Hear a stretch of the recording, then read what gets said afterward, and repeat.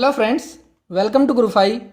इस लेक्चर में हम डिस्कस करने वाले हैं last topic of this unit rigid body dynamics. एक तो है molecular rotation and another one is intensities of spectral line. So पहले हम बात करेंगे मोलिकुलर रोटेशन की। तो इसके लिए हम क्या करते हैं, एक डायटोमिक मोलिक्यूल ले लेते हैं। ये सपोज इसमें दो पार्टिकल्स है, एक मास m1 का या एक एटम है मास m1 का और एक है m2 का। इनका सेंटर ऑफ मास सपोज ये है, centre of mass cm। m1 की डिस्टेंस सेंटर ऑफ मास से सपोज r1 और m2 की डिस्टेंस है सपोज r2। ये जो एक्सिस है m1 m2 को जोड़ने वाली लाइन, ये क्या है, इसका इंटर न्यूक्लियर एक्सिस, ये वाला, इसको मैं मान लेता हूँ फर्स्ट। इसके परपेंडिकुलर एक एक्सिस ये होगा, इसको मैं मान लेता हूँ सेकंड, और एक एक्सिस होगा इस प्लेन के perpendicular, suppose inside the plane of paper. एक एक्सिस मैंने ले लिया ये मैंने कर लिया third axis. So third axis जो है वो क्या है,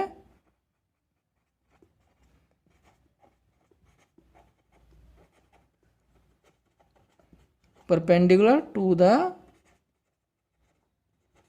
plane of paper and inside it. इन दोनों के बीच की जो टोटल डिस्टेंस है ये मान लेता हूं r, मतलब r1 प्लस r2 क्या है r। तो जो ये है r वो है bond length of diatomic molecule. अब अगर इसकी एनर्जी लिखना चाहें हम, एनर्जी ऑफ रोटेशन,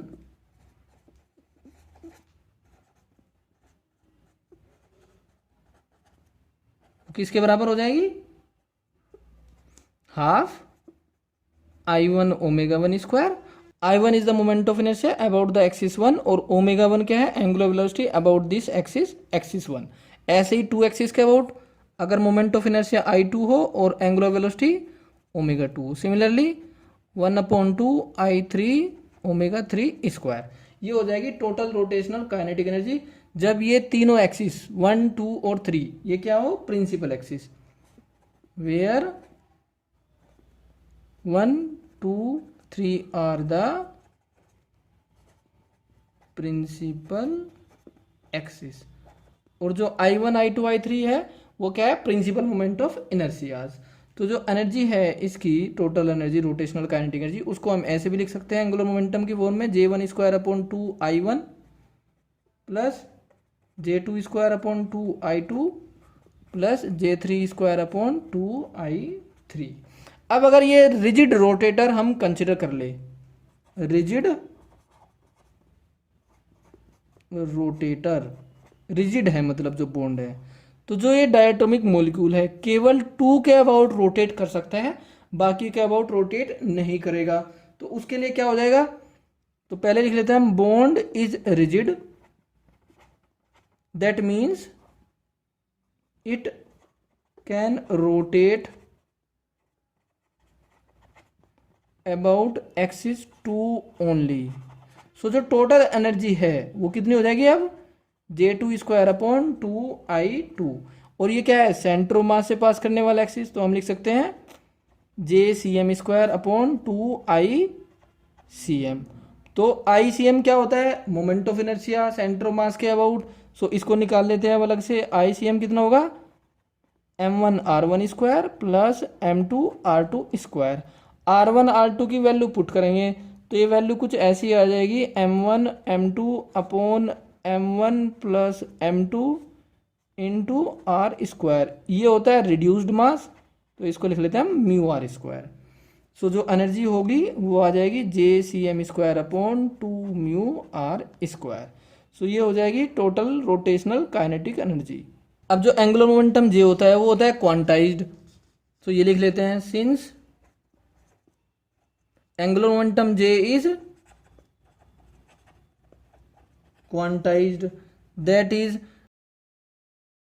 जो इसका मैग्नीट्यूड होगा, जो इसकी वैल्यू होगी वो किसके बराबर होगी, J plus 1 H square, where H is equal to H upon 2 pi, और H क्या है, Planck constant,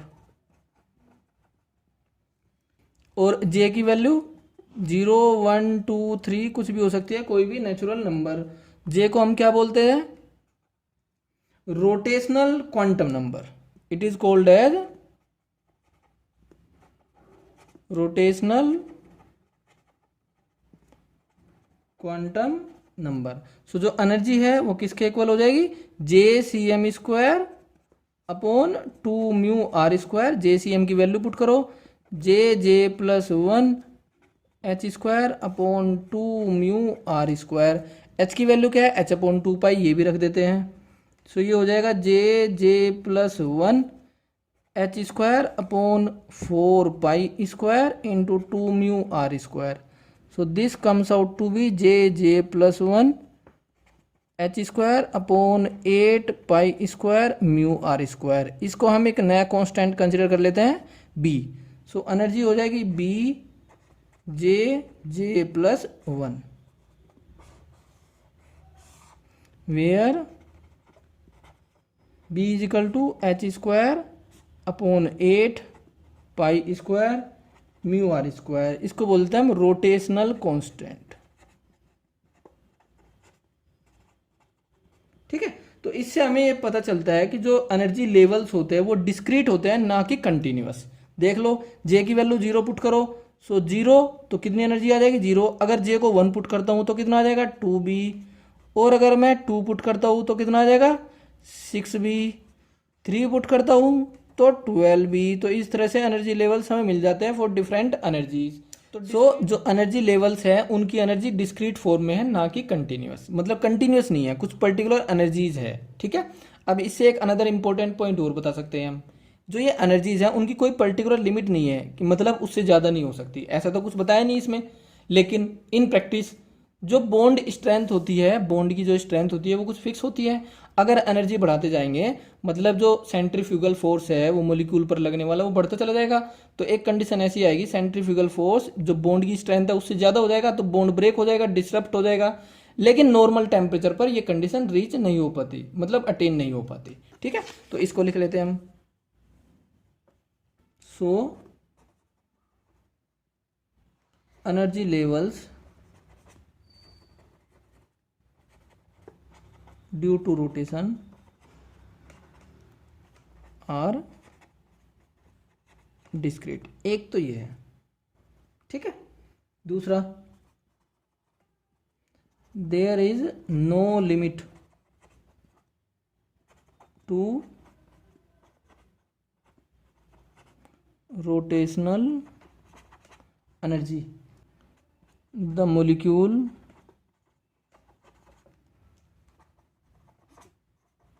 may have. However, in practice,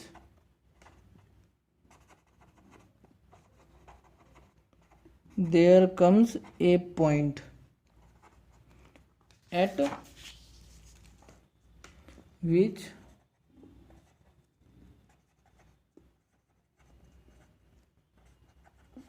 the centrifugal force becomes greater than the bond strength of the molecule। ठीक है, तो bond टूट जाना चाहिए, but this point is not reached at normal temperatures. Okay, now we will talk about intensities of spectral lines. Intensities of spectral lines. तो जो intensity होती है स्पेक्ट्रल लाइंस की वो दो फैक्टर्स पर डिपेंड करती है।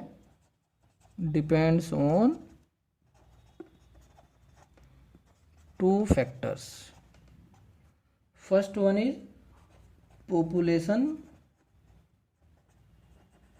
Of levels in Boltzmann distribution. इसको डिटेल में हम डिस्कस करेंगे थर्मोडायनेमिक्स में। So we know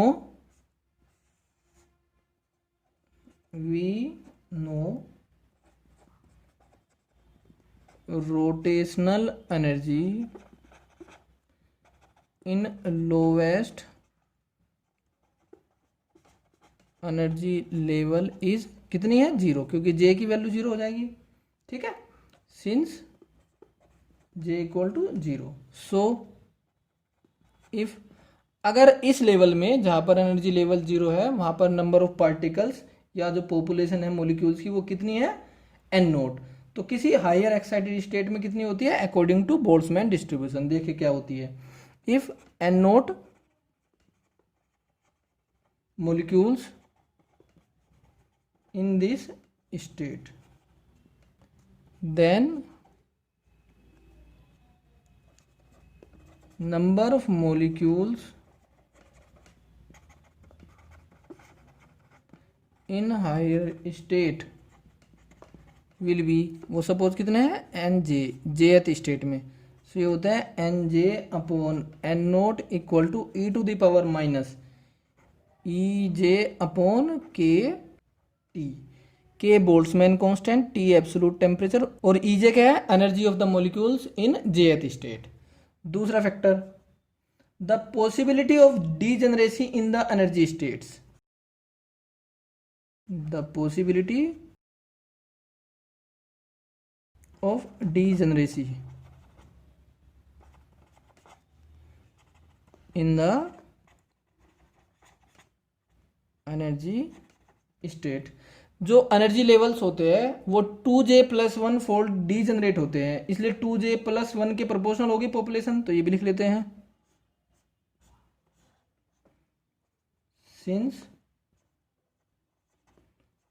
each energy level is 2J+1 fold degenerate, so जो पॉपुलेशन होगी, पॉपुलेशन सपोज पी, वो किसके प्रोपोर्शनल होगी, 2J+1 और ये e to the power minus E J upon K T. Now we will check that at which value of J the population is maximum और minimum.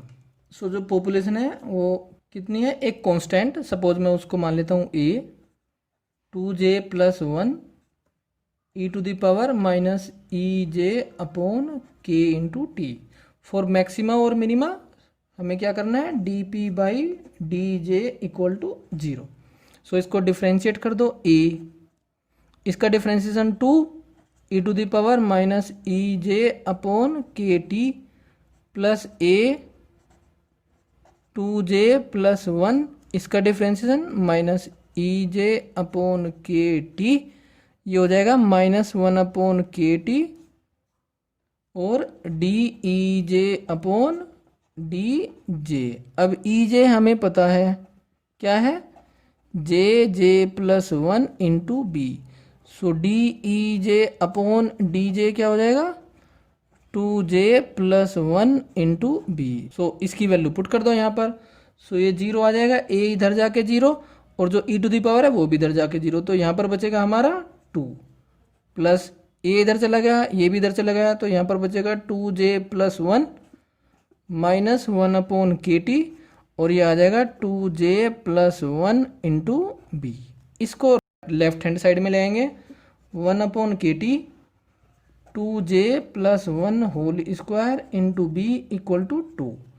सो 2J+1 whole square ये आ जाएगा 2KT upon B या 2J+1 equal to √2KT upon B, या जे की value आ जाएगी यहाँ से 2KT अपॉन बी रूट -1 और डिवाइडेड बाई 2। ये है जे, जिसके लिए पॉपुलेशन क्या होगी, मैक्सिमम। वो हम चेक कर सकते हैं दोबारा डिफरेंशिएट करके कि मैक्सिमम है कि मिनिमम। तो कौन सी वैल्यू आएगी इस जे पर, मैक्सिमम। तो अगर इसका ग्राफ ड्रॉ करना चाहें हम, पॉपुलेशन वर्सेस जे, सो ग्राफ कुछ ऐसा आएगा, इधर जे और इधर पी पॉपुलेशन। इनिशियल जब जे इक्वल टू 0 है, मतलब ग्राउंड स्टेट, उसके लिए क्या है पॉपुलेशन, एन नोट, इसकी वैल्यू मैक्सिमम होगी और फिर घटती चली जाएगी इस तरह से। सो ये जे की वैल्यू जिस पर मैक्सिमम है ठीक है, और ये पॉपुलेशन है यहाँ पर मैक्सिमम, पी मैक्सिमम। सो इस तरह से पॉपुलेशन वैरी करती है, ग्राउंड स्टेट में एन नोट, फिर बढ़ेगी, मैक्सिमम होगी और फिर घटती चली जाएगी, और कितनी हो जाएगी फिर 0। जे इक्वल टू इनफाइनाइट पर पॉपुलेशन कितनी हो जाएगी 0। अब क्योंकि जो इंटेंसिटी होती है वो पॉपुलेशन के प्रोपोर्शनल होती है, intensity is directly proportional to population, तो हम देख रहे हैं इंटेंसिटीज ऑफ स्पेक्ट्रल लाइंस। तो जहां पर पॉपुलेशन ज़्यादा होगी जिस जे वैल्यू के लिए, उस जे वैल्यू के लिए इंटेंसिटी क्या होगी ज़्यादा। तो इसको लिख लेते हैं, hence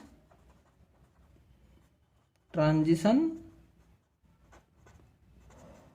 between levels with very low or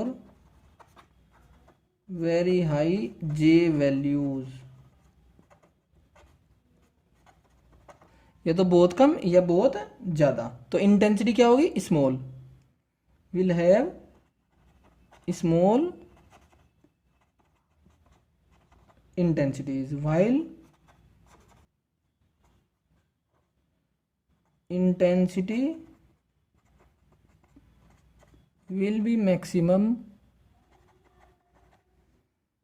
at or near